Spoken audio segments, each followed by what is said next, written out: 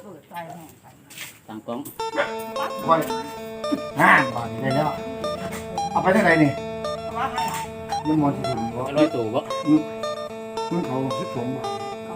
โอนงานครับ สะพาน แล้วมาทำตลาด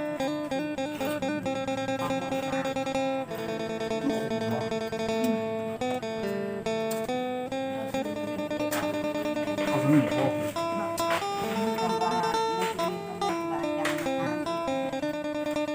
คุยเลยปุ่นปุ๊บเลย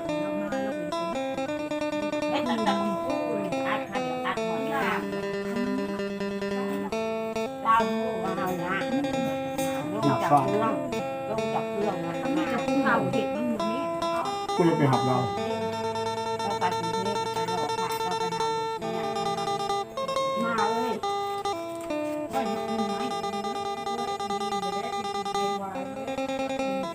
หยิบมัน